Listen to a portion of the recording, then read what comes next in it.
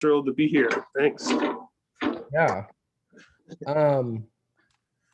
So the educational format is, I think a lot of us probably interact with you as a performer or a recording artist, but you're not, you're familiar with the educational format. You teach, right?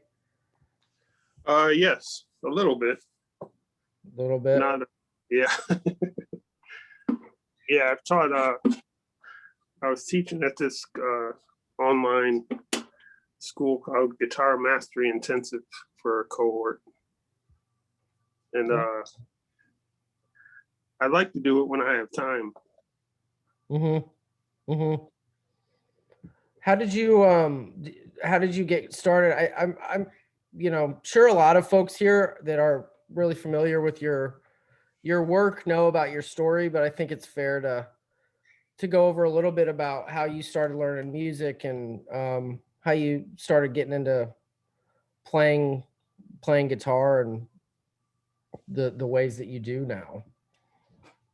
Sure. Yeah, I was my parents were my parents love music a lot. My father particularly was was a music fan. He had a record collection and used to go see concerts and stuff. And I loved music. I started I think I showed a kind of aptitude toward it. And then my grandmother had a piano and an organ at her house. And every time I went over there, I would just kind of like start to play the organ or the piano.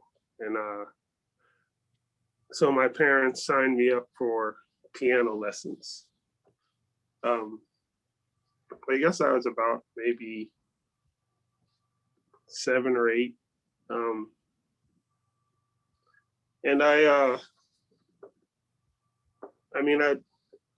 eventually, my sister took guitar lessons at one time.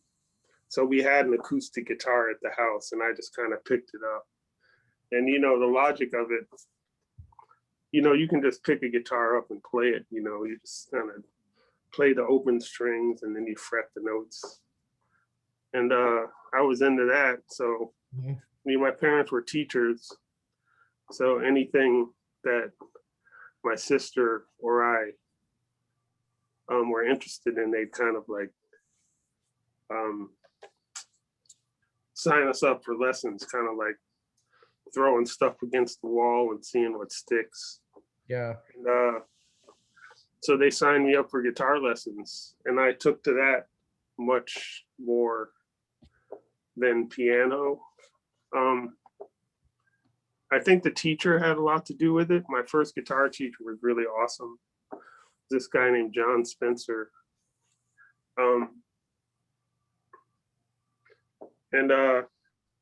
I just kind of stuck with it. I was 9 years old then, and I kind of been playing ever since. Yeah, yeah. And not John Spencer of The Explosion. I thought someone just asked. Yeah, I saw that too. Good question. And then what was your music like past guitar? How long did you stick with guitar lessons? Was that a part of your growing up, like through your teenage years, or? Yeah, well, not through my teenage years, but I had 3 different teachers before I went to college. I had my first guy, and he taught me for maybe a year and a half.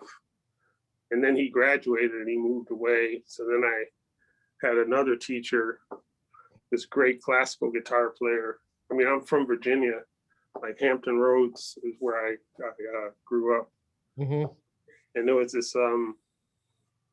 this great classical guitar player down there named Robin Welch. And he was my teacher for maybe a year.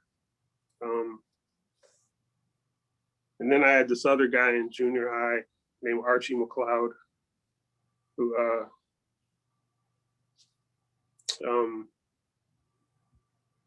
Yeah, I mean, those were my teachers. But mostly, I mean, they were kind of just like, I think I only took a couple lessons with Archie. It was, Mhm. I mean, I was mostly just kind of like playing in rock bands with my friends and stuff by then, and playing in the jazz band at school. Right. That's interesting.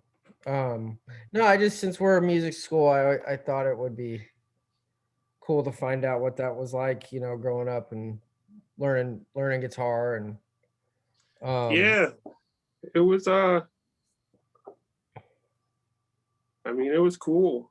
I wish I had, you know, I was always really, um, attracted to jazz music, you know. I mean, that was kind of like, I mean, my parents listened to all kinds of music, but jazz, my father's jazz records were, I mean, especially once I kind of hit um, teenager, uh, that was what I was kind of really starting to gravitate towards. I think it was kind of, um, I was always kind of intellectually curious. And the music, I mean, I mean, I knew that it was really sophisticated. I didn't know anything about it on a technical level. Um, but the thing that I really liked about it was the kind of element of surprise hmm, and the rhythmic complexity of it. Um, but I didn't really have any way to like, um, at least I didn't know of any way to like really learn it. You know, when I was kind of 15, 16, 17 years old. yeah, So, you know, I was playing in like, you know, bands with my friends and playing in the jazz band at school, but having no idea about the vocabulary and stuff, you know. right. What Brian asks, what were some of your early guitar influences? And then maybe followed up, Michael's question is, what was some of the first jazz that you were into? Sure. Earliest guitar influences. I mean, my first guitar influence was this great Hungarian guitarist named Gabor Szabo, Mhm. who I mean, he's still one of my biggest influences now. He um he kind of rose to prominence as a member of the Chico Hamilton groups. I mean, my father was nuts about them, and he kind of had like a minor hit with this tune called Conquistadores, which was I mean, just a vamp and him kind of like playing this kind of like funky, like surf kind of guitar thing over top of it. Yeah, It's like really cool, man. I mean, it's still yeah. one of the best things ever. Um,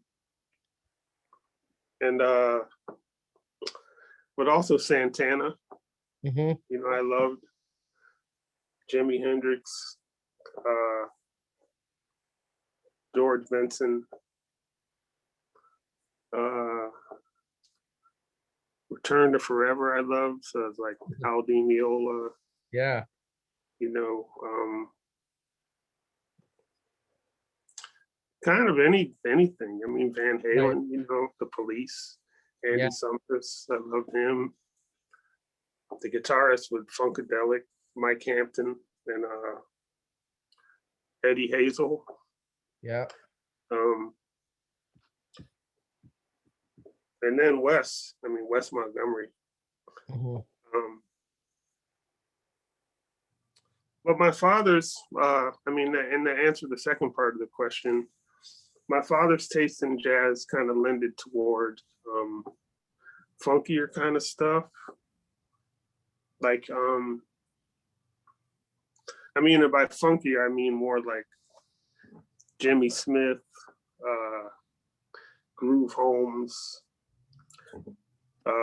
Art Blakey, and the Jazz Messengers. Um, Art Blakey and the Jazz Messengers, the Jazz Crusaders. Yeah, you know, yeah. Hugh Masekela. So that was the stuff I was hearing. Donald Byrd, was that around? Donald Byrd, yep, Donald Byrd for sure. Yeah. I still have my father's copy of Ethiopian Nights that he gave to me. Nice. That's cool. Well, so much for the early days. Now, thanks for sharing all that. I want to kind of jump in here. I love this question, Luca and Clyde. It will be helpful for all of you. I should have said this earlier. What we're going to do is listen to Jeff and I talked, and Jeff picked out some music that he's recorded, and we're going to listen to a little bit of it. And through these examples, Jeff's going to get deep into, hopefully, all the things that you want to know about. So we're going to get started with kind of like a 3-part example. And we won't listen to all of everything, but which one should I start with? Isotope, Chicago Underground, or Tortoise for Jetty and La Jetée?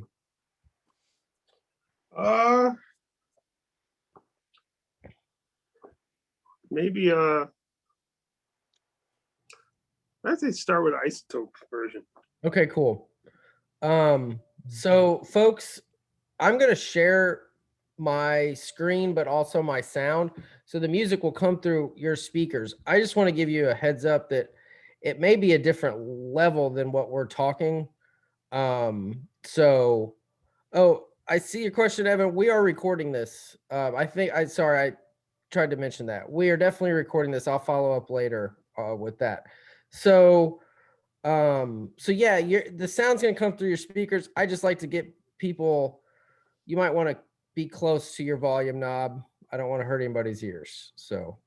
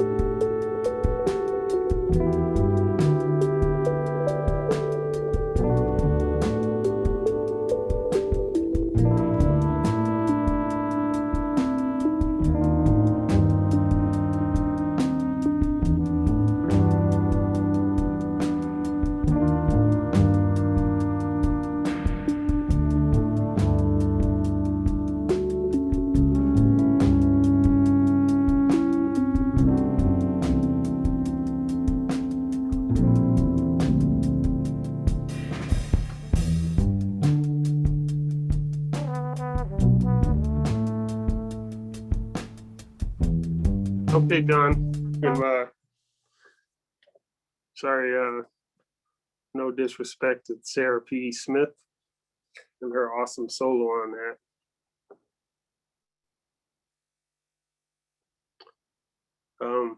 Yes.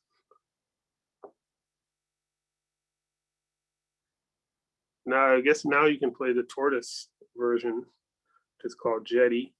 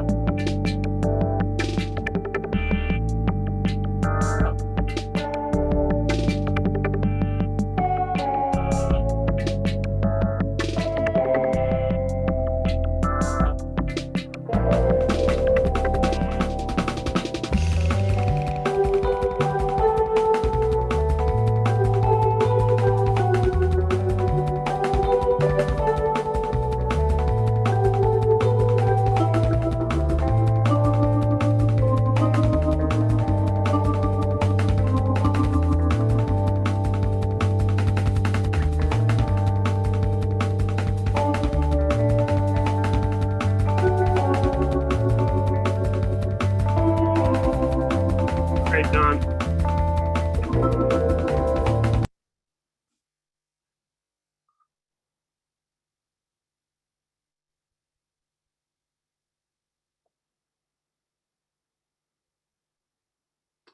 So that was the tortoise interpretation.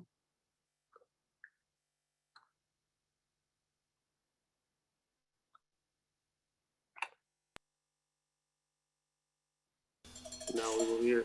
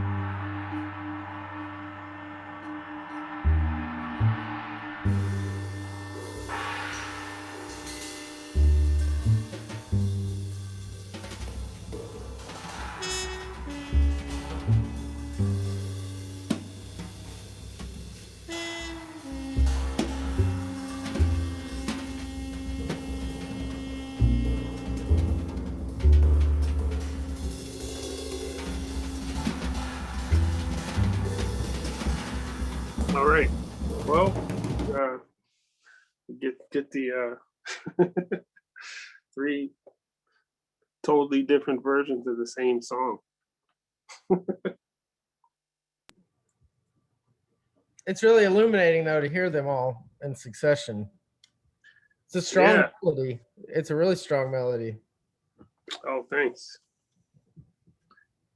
Yeah, that was a tune. I mean, I heard someone ask, I saw someone type in if the title is a Chris Marker reference. Yes, it is totally. I mean, it's inspired by the great film by French filmmaker named Chris Marker, who made a film called La Jetée, The Jetty in French. And I saw that film and I was inspired to write that tune, which is, I mean, and it's kind of, I mean, at the time I was really influenced by the French composer Erik Satie. And it's kind of a thing, you know, he was kind of one of the pioneers of kind of minimalist music. Like his music was very minimal. I mean, you know, I mean, the tune, I mean, I can actually demonstrate it. I mean, in its essence, it's just like two parts. I mean, it's like the bass line.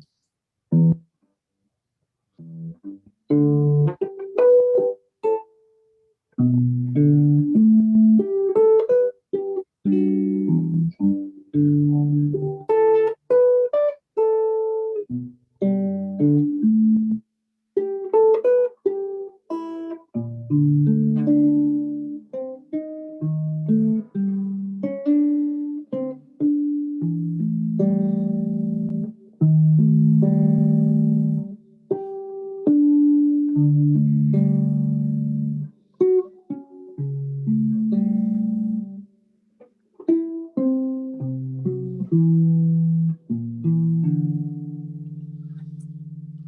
like that, it's just it's basically like two parts, like a kind of a bass part and then a counter part at its core.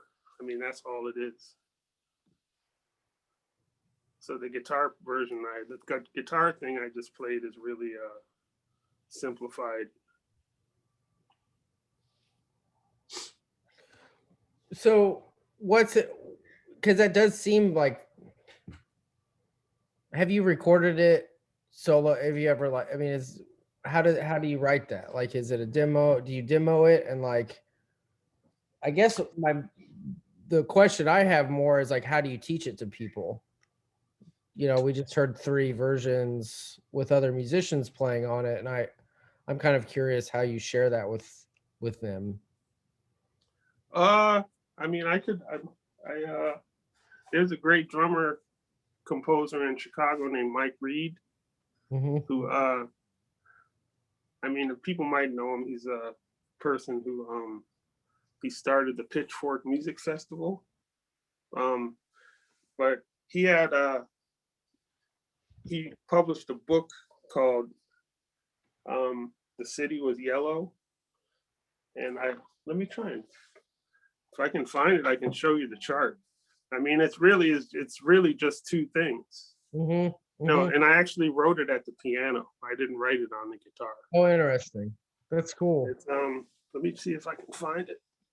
Give me 1 second here. Yeah.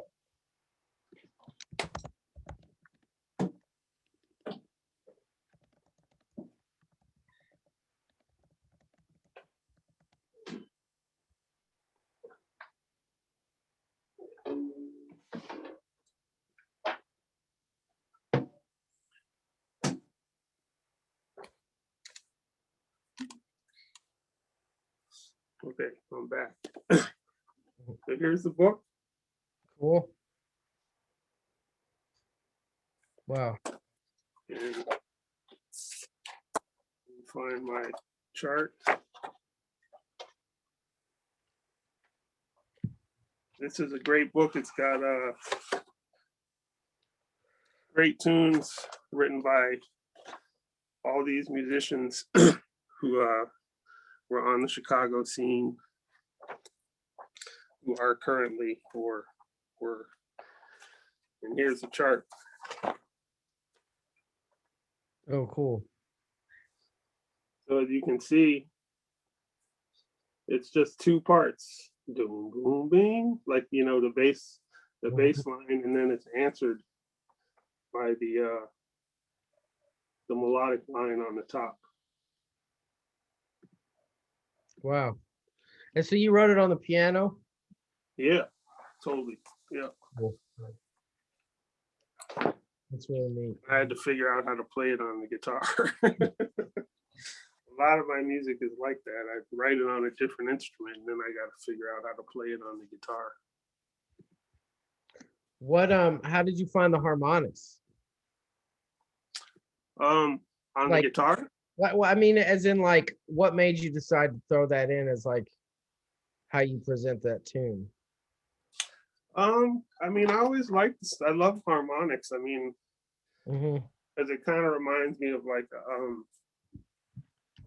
an African thumb piano or like a vibraphone, has sustain. I mean, if you can hold them out, like you can play other stuff on top of them,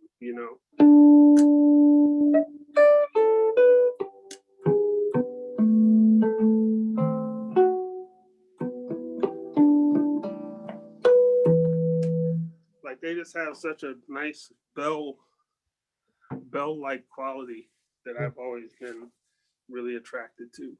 Mbira, yep. Yeah, Mbira. totally.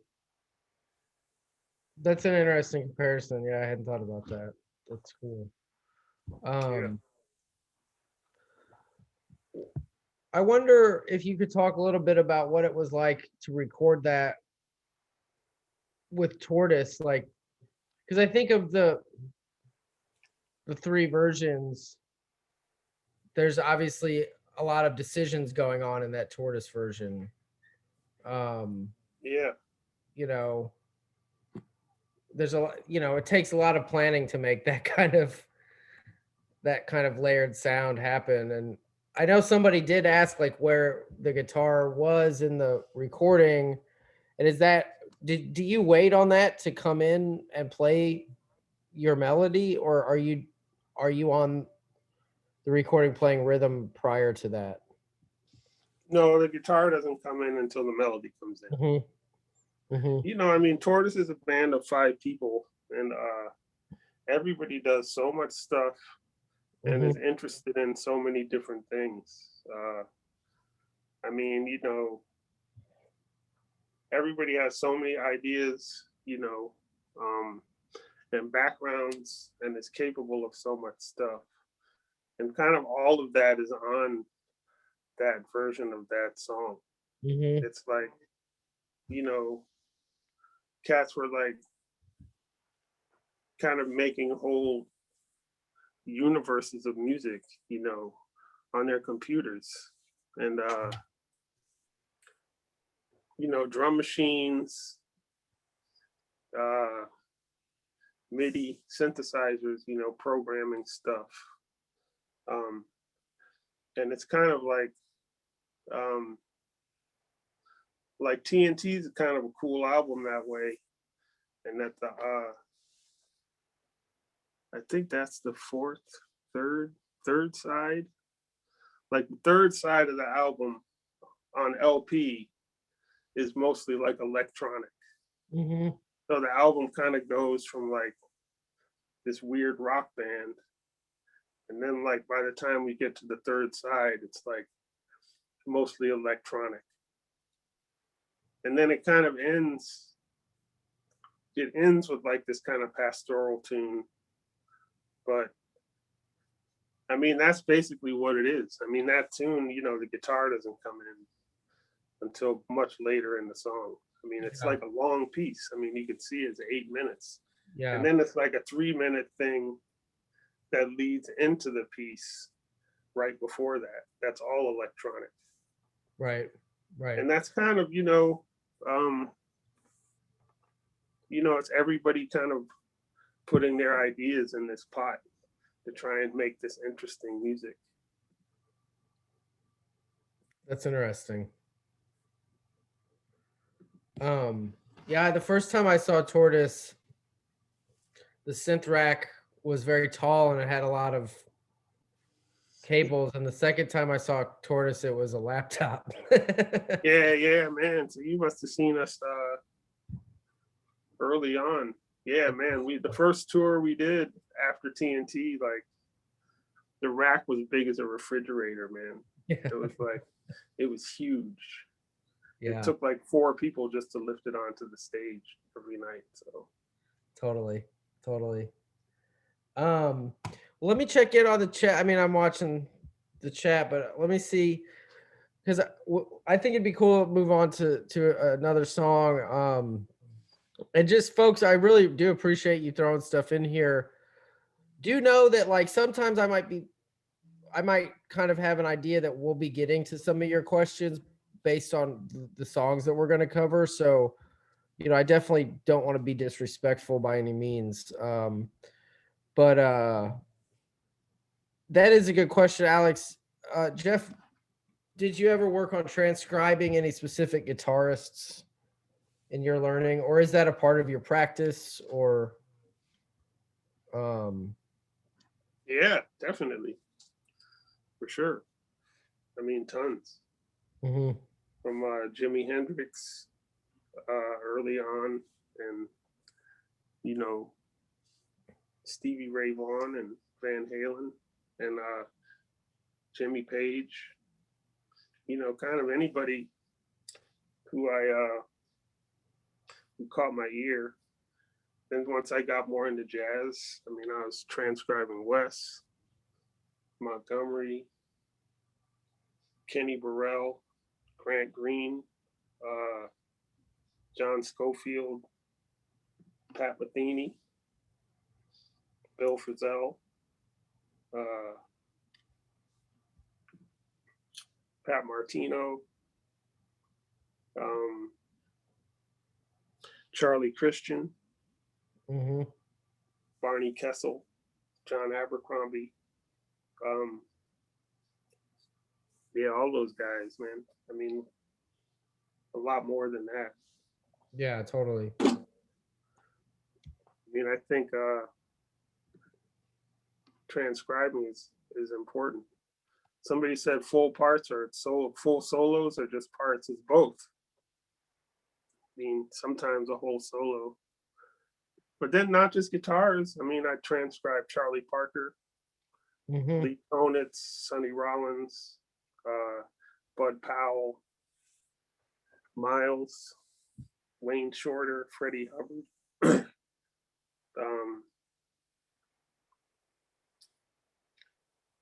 Keith Jarrett, Ornette, Don Cherry.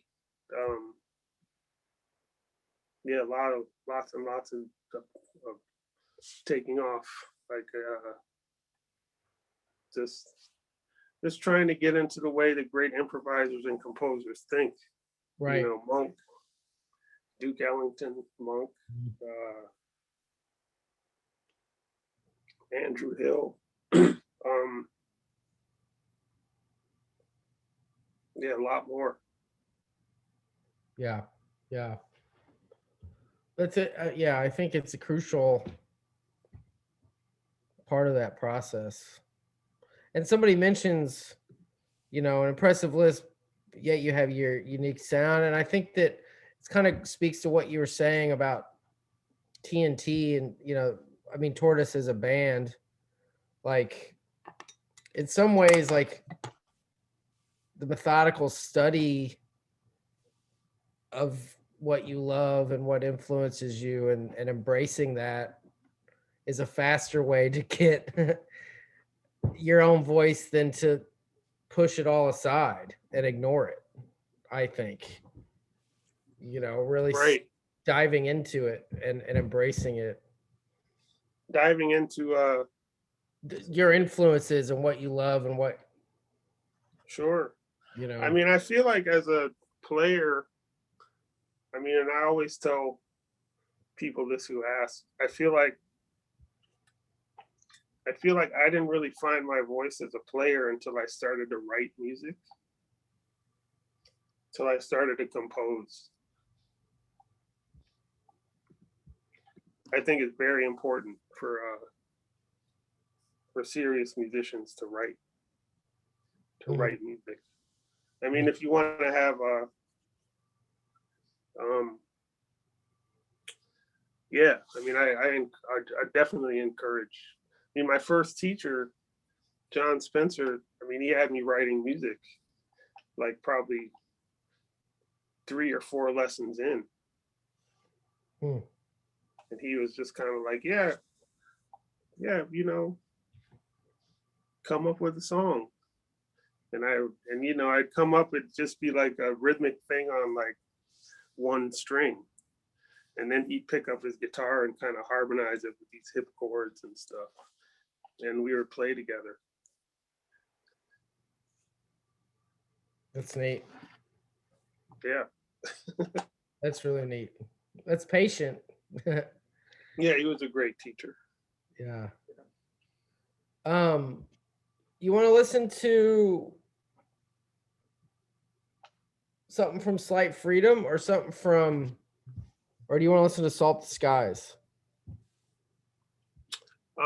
Either one. Let's listen to a little Tortoise. Okay. All right, gotta do it like this.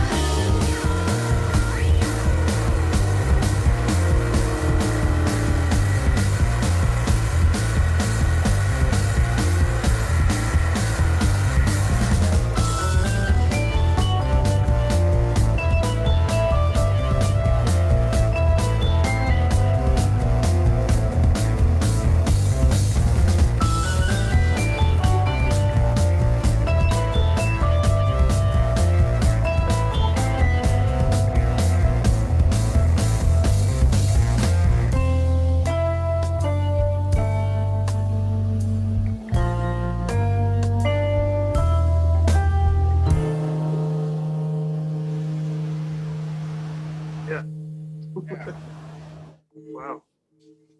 I hadn't listened to that in a long time. When was that released? 2004, I think. Oh wow, cool. And you wrote that? Is that based on your composition? I forget. We talked about it, but I forget what. Yeah, I kind of the riffs I wrote, and I like the melody at the beginning, like that whole. I don't even know how to play it.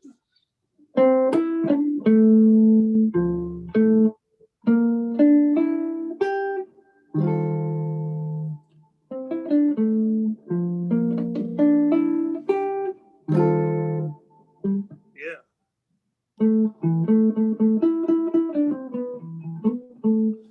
Yeah, I mean, I wrote that. I mean, everybody in Tortoise kind of contributes to the stuff, but certain songs are ideas that are introduced by certain people. And I kind of introduced the bulk of that. But you know, everybody comes up with the arrangement and different directions.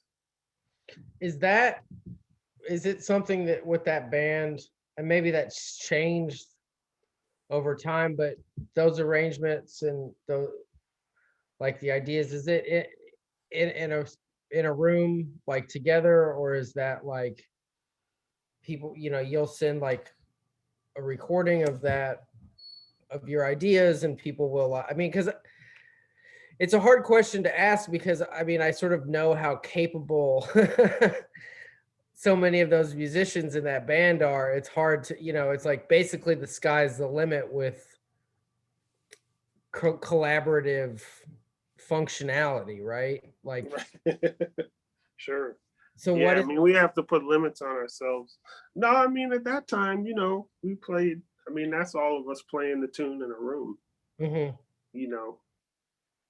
There might be some stuff added to it. It's I know Doug McCombs plays bass. Andy plays some guitar on that tune. I'm mostly playing guitar on it, but it's like that one part before it goes into the faster part where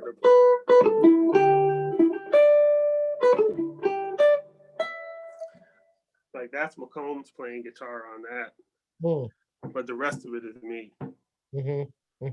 So, but all the rest of the tune is all of us playing the tune together in one room. Oh, cool. Somebody asks, is there a ring modulator on that? Yes. Good ear. Definitely. Yep. Yeah. Yeah, that's the Moog MF. What's it, Moog MF 104, I think. I mean, I got one. I mean, I got my pedal board right. If I can. It's there it is. That one. Yeah. They don't make them anymore. So. Oh, they don't? Man. I don't know why they stopped, but that's gonna be you're not gonna be able to take it out of the house. It's gonna get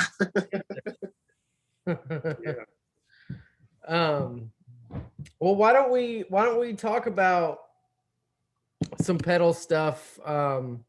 Sure. Do you want to maybe use Slight Freedom as a few minutes of the tune Slight Freedom to like segue, or maybe that would be a good, it looks like from what we have on our list, that would be a good one. Sure. Yeah. Okay. Let's listen to a little bit of that, and then we can kind of do a deep dive. How does this?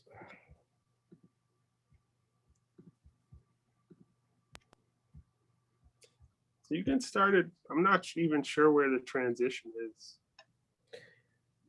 Let's see. You said like 3-4 minutes, maybe.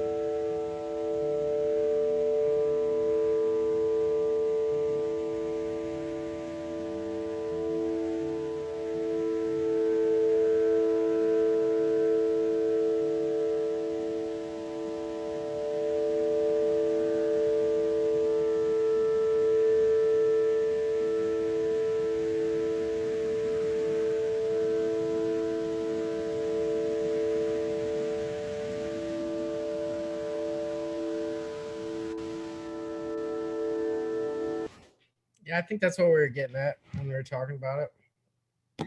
Yeah, I mean, it goes. I mean, it's a long, that's the thing. It's a long piece. Mm-hmm.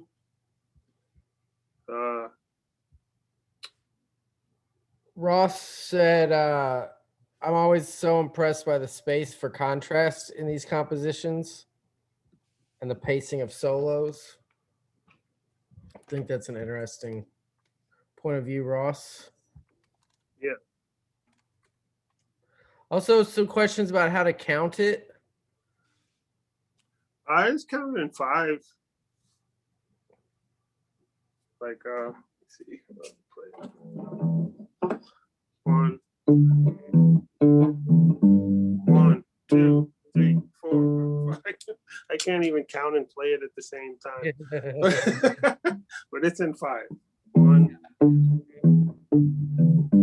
5.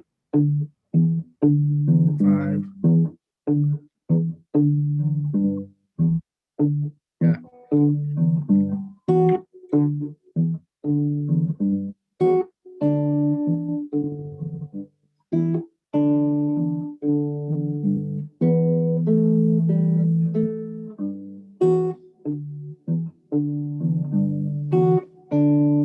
Like that. That's cool. So yeah, and somebody asked, like, Jarrett, could you speak a bit about how you create the layers of drone and soundscapes in the second part of the piece? So yeah, favorite pedals, and somebody asked about that earlier, and so I'm just also, what guitar are you playing, Jeff? This guitar, this is a 1950 Gibson ES 150. It's kind of the same kind of guitar Charlie Christian used to play. Mm-hmm. Yeah, like, it's not the easiest guitar to play, but I like the sound. Yeah. Yeah, I mean, that's a cool, interesting tune. It's basically, I mean, I've had the same pedals for a long time.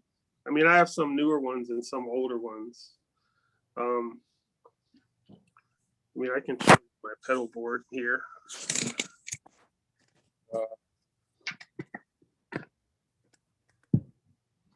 Which is, I mean, I remember somebody once called my pedal board old school, which I guess is, but there's this delay pedal here, this right here. It's a Boss RV3. I don't think they make them anymore. I don't think they do. And then there's this thing that I bought. I've had it since 1999. Mm-hmm. And it doesn't even work anymore. I just have it here to just show. I mean, it works, but it's in disrepair, and there's kind of only one person kind of in the whole world who can still fix it. so but it's, it's an old looping pedal. When I make the ambience, what I do is I would kind of like make a drone within this delay pedal, and then I'd sample it in the boomerang in this one. Mm-hmm. So it's in there, and then I can put other ones on top of it, and I could stack drones out of the delay pedal into the boomerang. And when I made Slight Freedom, I didn't even have the freeze pedal yet. This one here, mm-hmm. Which I don't know. Who knows about that one? It seems a popular pedal now. But it basically like freezes anything that you put into it. Like, let me see if I can.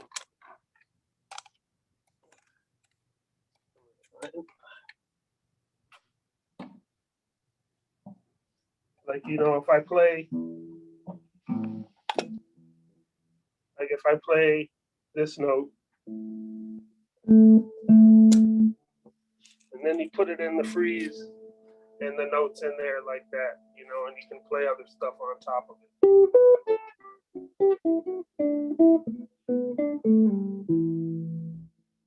You can put chords in it.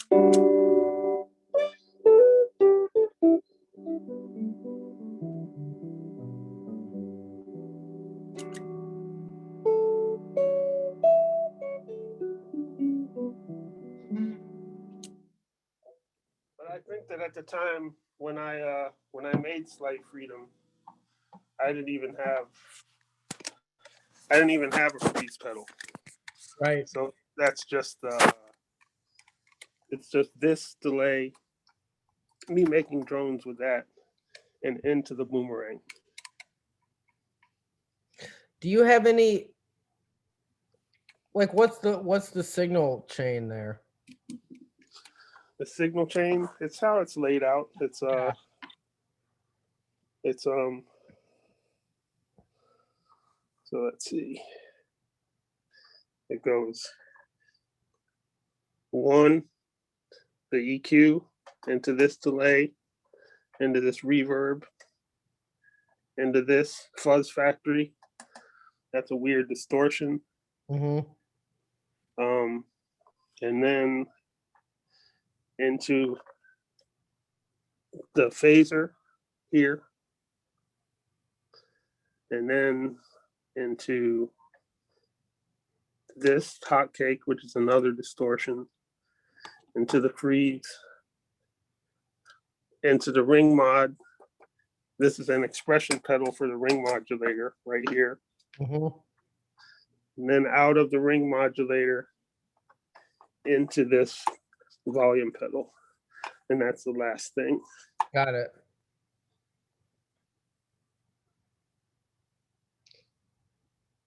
But that's pretty much yeah, I mean that's my pedal board. I mean it's pretty simple. Yeah, And it's kind of all the effects that I have. I mean, people are asking, do you have a bunch of stuff? It's like, nope, I have those. I have a Line 6, like one of the green ones now, since my Boomerang, doesn't work. Mhm. And that's kind of my looping pedal now. Yeah. I don't like it nearly as much as the Boomerang. I'd like to either get the one I have fixed or get another one. It's interesting that they added so much to the Boomerang when they really kind of had the perfect thing there, in my opinion. Yeah, did you have one? No, I've used them in stores. Yeah. It's like perfectly between like what you need. I don't know. It just, there's a directness to the design that seems to make a lot of sense. Yeah, I agree, man. I mean, generally, I'm pretty rough on gear. I mean, just from touring, and I mean, I play pretty physically with it. It's you know, I'm always stomping on stuff, and like you playing a gig, and like you're kind of kicking stuff. Yeah. Yeah. And things tend to break. I mean, especially if you start traveling around. You know, it's like TSA and like putting your stuff on planes in suitcases. It can, if there are any weaknesses in terms of design, traveling and touring will definitely test any of it. Yeah. You know. I would imagine. Well, I feel like that view right there was worth all of our price of admission. Let me look back at what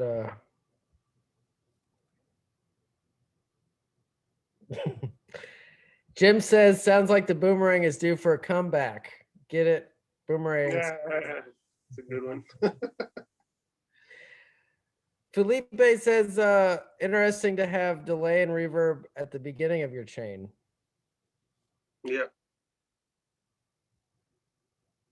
That is interesting. I would find, do you use your volume pedal on, I mean, when you have one on a guitar, or sorry, your volume knob on a guitar a lot? Like, No, no. no. Because in order for me to have I gotta have a strong signal going into all of these pedals, especially the delay. If I'm to make drones, your guitar, the signal going into the chain has to be as loud as possible. Mm-hmm. So I keep the volume pretty much up all the way, and I control dynamics with my volume pedal. Yeah. Um, And so then the volume plus, pedal. and plus, I'm dealing. I play. I mean, I'm a Gibson guy. I will say straight up. And my main guitar I play is this 335 back here Mm-hmm. that's hanging on the wall. Where is it? It's here. There, that one. And they feed back. And if I'm dealing with distortion and drones, and I got to be able to control it. So that's why the volume pedal is last in the chain. Interesting. Yeah. And I have the delays and stuff early in the chain, so those signals can be processed by the distortion and phaser and everything. Yep. It's very important. Right. Why? Because I want to be able to freak the sounds. Right. If like the delay is last, you have to you can't change it. Right. Like if you have a clean signal and it's in your delay, if your clean signal comes into your delay and your delay is last in the chain, then you can only have the clean signal. You can only have what's before the delay into your to be you can only have what's before the delay into come out. You understand? Does that make sense? It makes perfect sense. But if you have a clean signal going into the delay, then you can like change the tone of it. Mm-hmm. And if it doesn't work, you can just turn the effects off. Right. If you have the distortion before the delay, then you're stuck with distortion. Yeah. See what I'm saying? Yeah. That makes perfect sense. Yeah. Gaston asks about incorporating effects into the writing process. Mm-hmm. I feel like you and I talked a little bit about that as when we were talking about songs, perhaps. Would we be able to talk about that by listening to something like Here Comes Ezra or Go Away? Well, in the writing, Yeah, I'm curious. I think with Slight Freedom, it's Yeah. more. I mean, that tune is centered around the effects. I mean, I wrote it like and the thing I will say is it's a performance. Mhm. That's me playing that live. So I put I set up this beat with the delay pedal, and then I sampled that into the boomerang, and then I played the melody over top of it. And as it goes, I'm kind of taking things away. I mean, it's basically that tune is really centered around the boomerang. Mhm. And I wrote it, I conceived that music.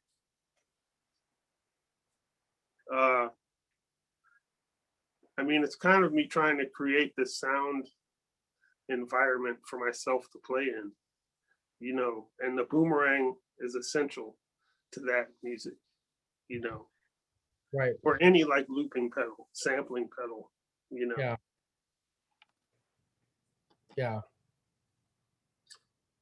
But I use that stuff a lot. I mean, on Go Away, it's I mean, if you want to play that, I can kind of talk about how that how the boomerang is worked into that as well. Okay. If Cool. you want to play that. Sure.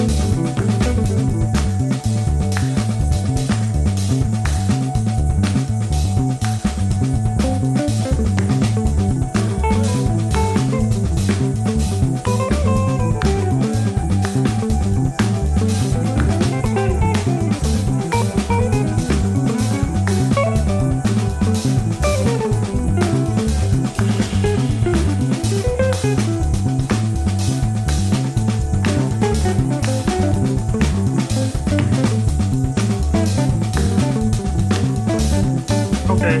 Stop.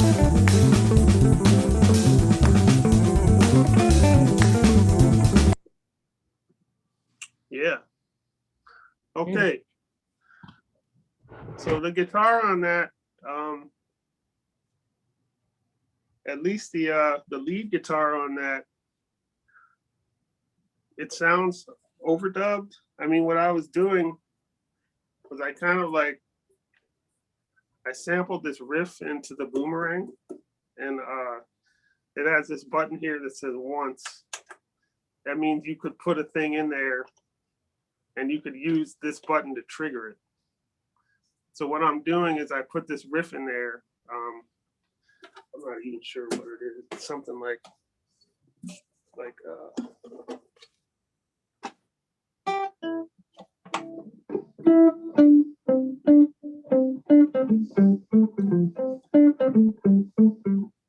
something like that.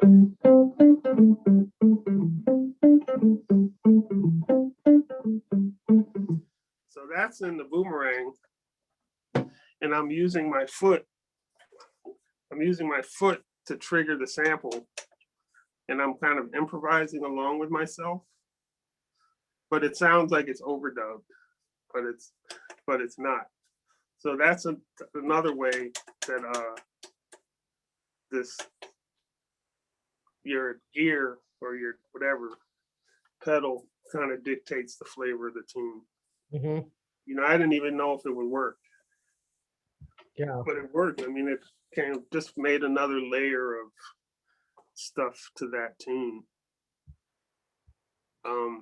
That's interesting. Yeah. Yeah, it's fun. I mean, I always, you know, so much of my composing, especially these days, and I'm just trying stuff out, you know. If it doesn't work, I don't use it. Mm-hmm. But it's more the process of like experimenting, you know. Yeah, so somebody at Luca, I think, asked about your writing process. Like, do you have one? Do you have many? Are you looking Uh, for one? yeah, I mean, I don't have one. I do have many. Uh, I mean, it usually starts with improvising, for sure. Uh, or just like sometimes it's on the guitar. I tend to not like to write on the guitar anymore because I feel like I just kind of fall into these patterns. Um, and I like to write on the piano. I like to write um, from found sounds or like just ideas, or I'll just write away from any instrument and just start with I don't know, just some chords that might sound interesting or like um, just like exercises and stuff like that. Sometimes it's stuff from like math, like equations, um, technique, like kind of like just like anything to kind of take me out of my zone, you Yeah. know. I mean, that's kind of why I started working with samplers and stuff Mm-hmm. because it was uh it was stuff that I wasn't familiar with. I was kind of like experimenting with these different instruments. And honestly, that stuff, like, I mean, even like I was saying, alluding to before, where I said I'll write at the piano and then I have to learn how to play it on the guitar. Yeah. And that stuff, it makes me a better guitarist, Yeah. you know, because I'm not just like, I'm outside of the instrument and it's making me look at the instrument in a different way. Well, you don't seem burdened by the guitar in ways that I see other guitar players and see in myself. I understand what that's like. It's like you see people do the same things. You see them do kind of guitaristic Yeah, things and things that can only exist on a guitar. And sometimes that's really cool. Like you mentioned sure. Santana earlier. Like I love Santana's guitar playing. I think he's kind of, you know, there's no John McLaughlin in a lot of ways without Santana, and like, Sure. Yeah. but it can be so guitar-y, and I don't think that you Right. you sound like that. Your music doesn't really feel like that. Um, Yeah. Oh, right. Thank you. I mean, I love the guitar. I love the instrument, man. Uh, definitely. You mhm. know. Um, yeah. Yeah. I don't know what else. Um, can you unpack the ideas around found sounds and math? Mark asks. uh, can I unpack the ideas around found sounds and math? How do you Uh, that musically? well, I mean, I'll take a case in point. There's a tune that I wrote on. It's on my album called Like Coping. It's called Onyx, and I'll see if I can explain this.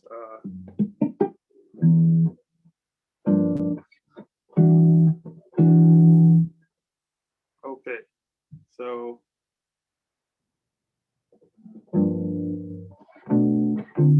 for Onyx, I took a E minor 7 arpeggio,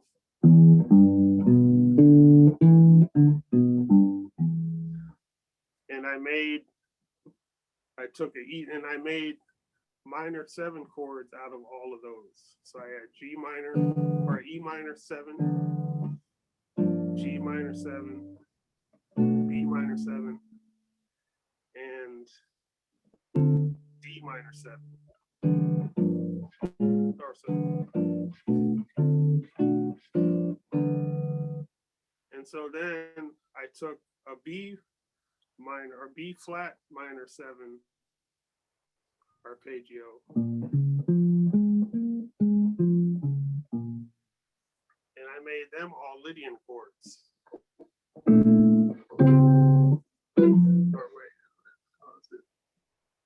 See if I can even do it. So I had B flat, major 7, sharp 11, D flat, major 7, sharp 11, F major 7, sharp 11, and A flat major 7, sharp 11. So I took all those chords and I mixed them up, and then I tried to write a melody that was kind of like a melodic statement over them. And so I don't even know if I can.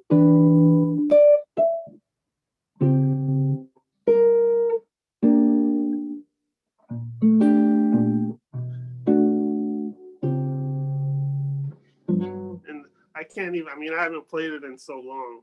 Yeah. But that's how that tune is constructed. You know, and it was, I mean, I came up with it as an exercise. And then it sounded cool, so I ended up, you know, we recorded it on the album. That's one way.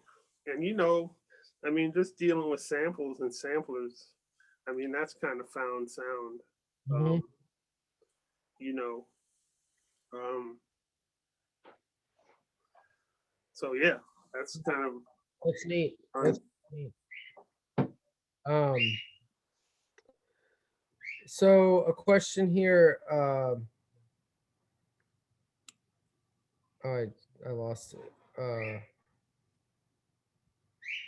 Oh yeah. So Gomez asks, any favorite hip hop producers? Oh yeah. All the classic guys. I mean, Dilla, DJ Premier, Pete Rock, RZA,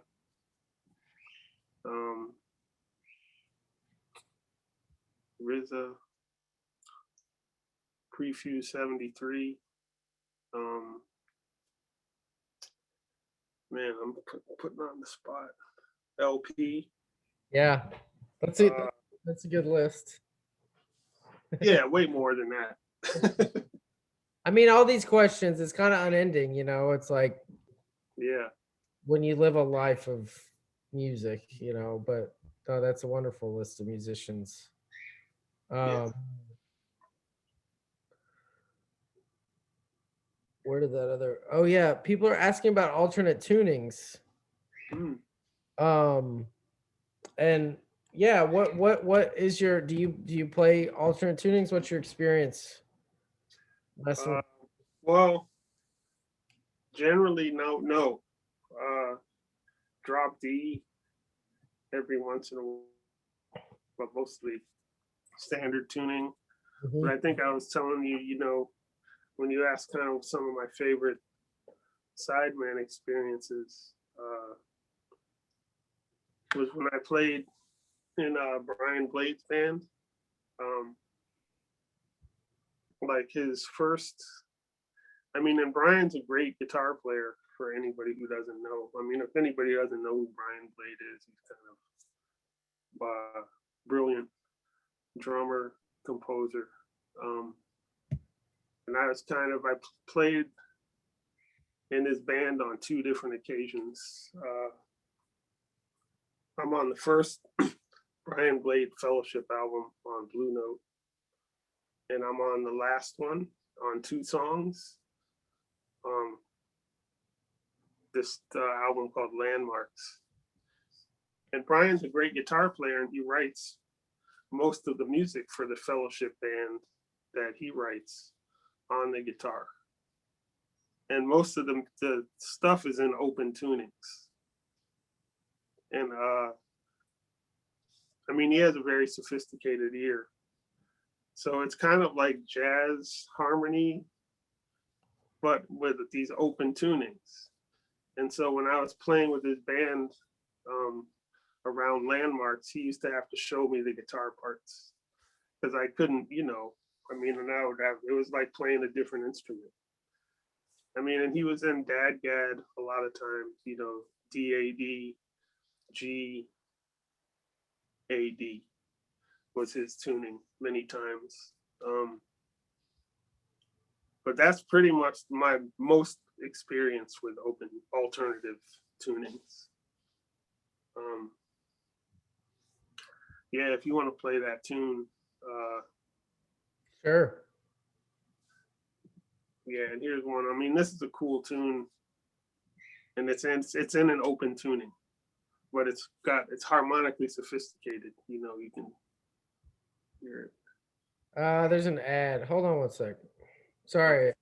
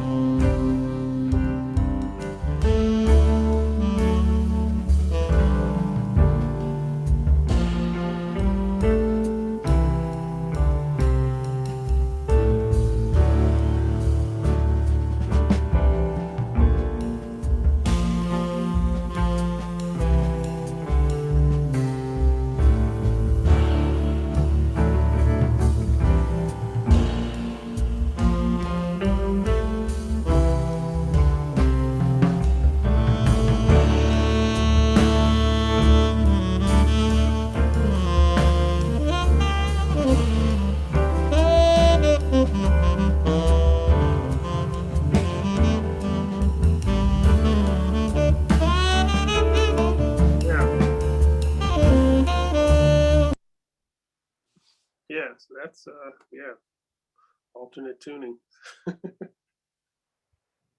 Which is that Dadgad? I think so.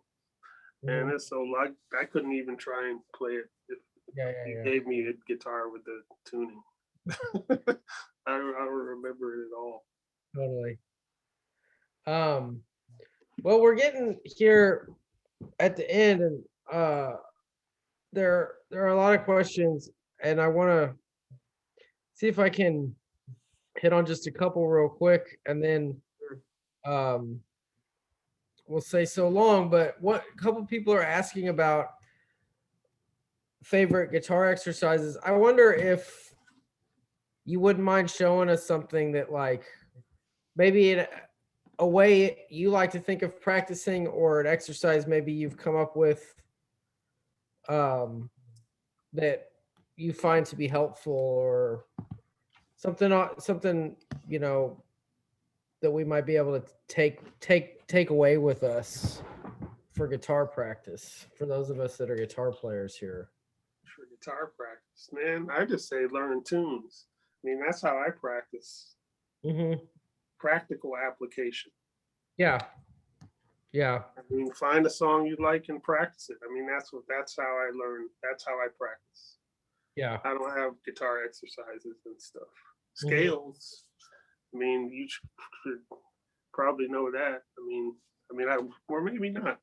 But I'll just, I mean, you know, just your major scales, minor scales. You know, I mean, that's what music's made up of. So that's, and yeah, I mean, for me, it's just learning tunes, you know. No, I'm not, and I don't mean just like jazz, like standard tunes and stuff, but you know, I took anything that you like, you're using your ear and you're playing the instrument, and for me, that's what it's about. You know, your ears and making music. Yep. You know, the more you develop your ears by like transcribing and learning things, and that's what kind of expands your vocabulary. So that's my those are my guitar exercises. I had a guitar lesson recently, and the guy he encourages his students, yeah, to like play Twinkle Twinkle Little Star, Happy Birthday. Like, Sure, yeah, you'll surprise yourself at how difficult it is, and yeah, translate that's already in your head, and once you can sort of bore out those pathways, right.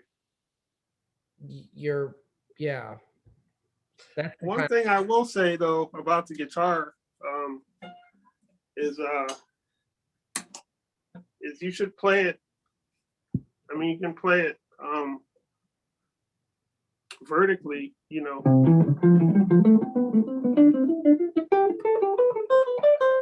like that, but you should also try and play it horizontally, like, or if I can even do it,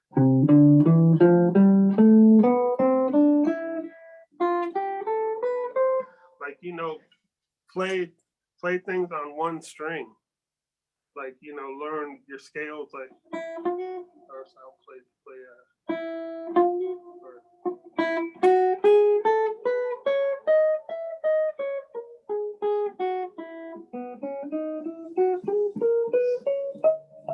like, and you learn things this way Mhm. as well as this way, Mhm.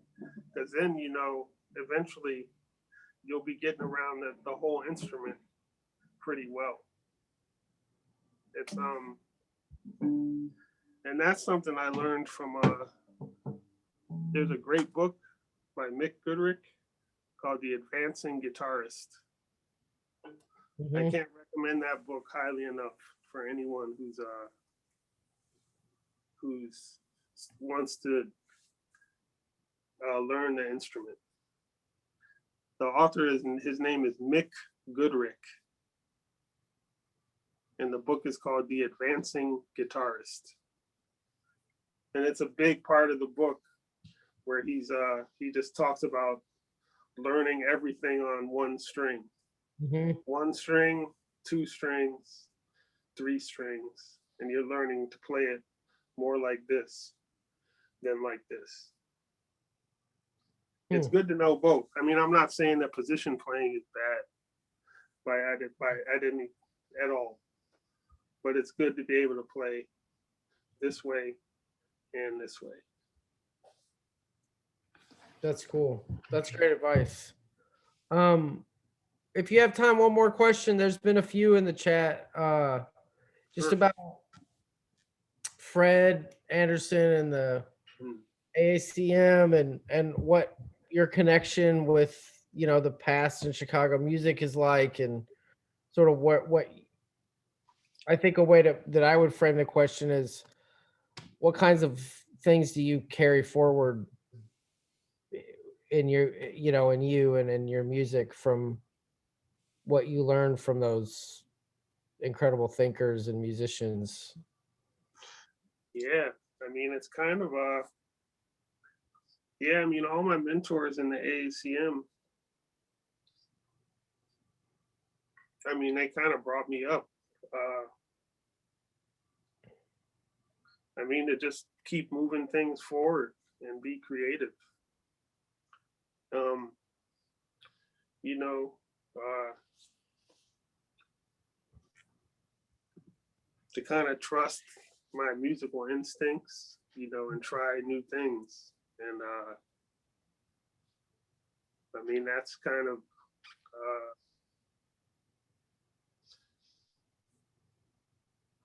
I think I was kind of wanting to do that in my more formative years, but they really guided me and Mm-hmm. gave me a lot of confidence. Yeah, like Fred Anderson, Ernest Dawkins, Amin Muhammad, Douglas Ewart, George Lewis. Um, yeah, Yeah, yeah, it's really beautiful. It's a beautiful legacy that Chicago has. absolutely, for sure. Yeah, yeah. It's kind of, I mean, I call it Chicago, and I stand behind it. I mean, it's the creative music capital of the world. Right? Yeah. Definitely. Yeah. There's a reason that this music comes from here, and Sure. well, yeah, Jeff, I don't want to take up too much more of your time, so I just really appreciate your thoughts and um Yeah. your How about gen- one more question? yeah. Uh, hey Jay, do you have a question?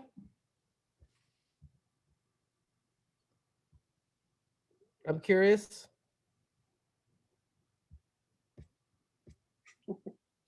Oh, um, right on.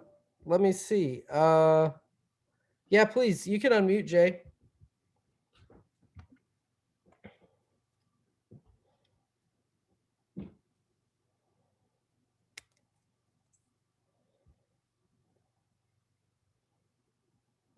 Talk to us about TNT. Well, we kind of covered that stuff.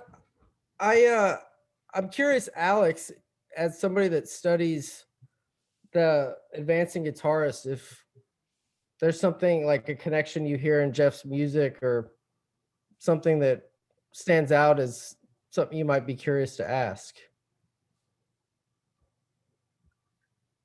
Wait, is that a question for me?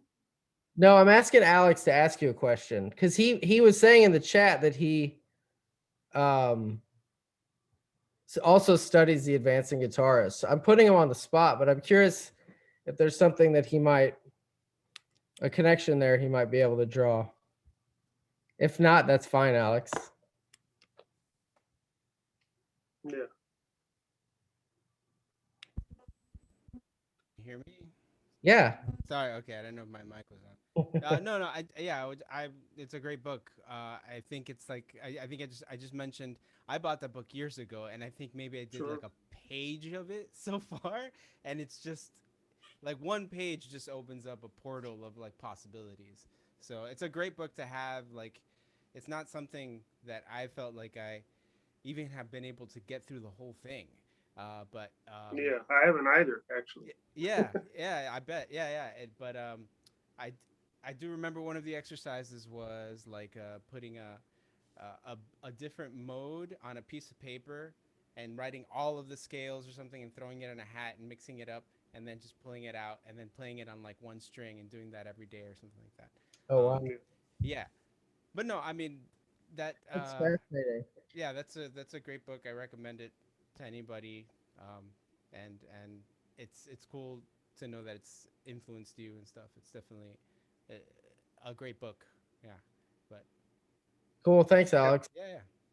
Yeah, I mean, when Jeff, when you talk about learning tunes as your form of practice, like what are some obstacles that you still discover between your ear and your your guitar, your fingers? Like, are there things that throw you for a loop, like when you hear them, and that surprise you? I just sort of curious about as someone's ear gets refined and that connection gets more fluent, like what remain things that you continue to work on in Uh, your I training. mean, a lot of it is just playing through changes, Mhm.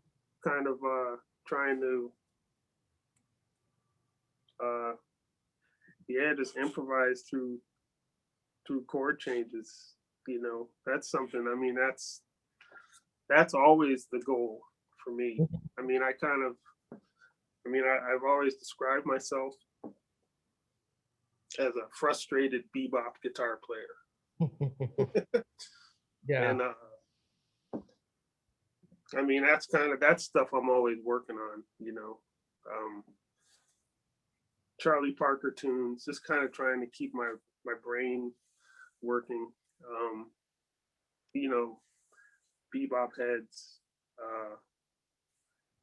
And that's never, I mean, you know, as a recording artist, I mean, I'm very self-critical of my own work. And in order for me to finish projects, I have to distance myself from it, because if I only focus on my guitar playing, I'll just like, I mean, I always just think, probably just like anybody else, you know, I'm struggling with it. And I'm kind of like, okay, well, I guess that's okay, you know. And I just kind of don't labor over it in terms of finishing things and releasing music. Yeah.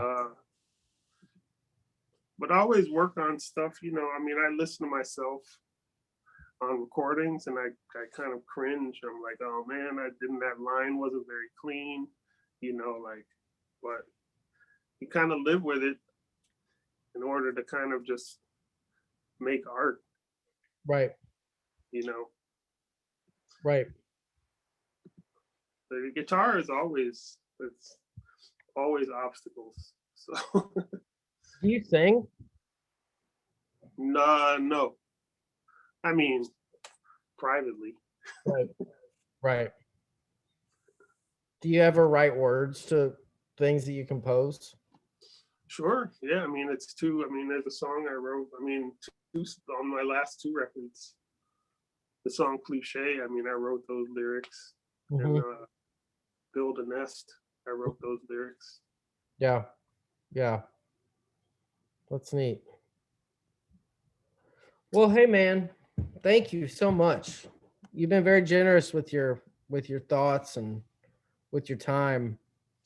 Oh man, my pleasure. It's an honor to be here. Yeah. Yeah. Thanks everybody so much for coming. Seriously, thank you everybody. We really And for the support. yeah, this is really nice. I will follow up with the recording of this and the links to the tracks that, you know, I'll send Bandcamp links. Don't forget to, you know, do your best to support Jeff and his endeavors. Maybe someday we'll be able to see you playing live again. Who knows? Yeah. I hope so. Yeah. But seriously, yeah, thank you so much. And thank you everybody. Yeah. Thanks y'all.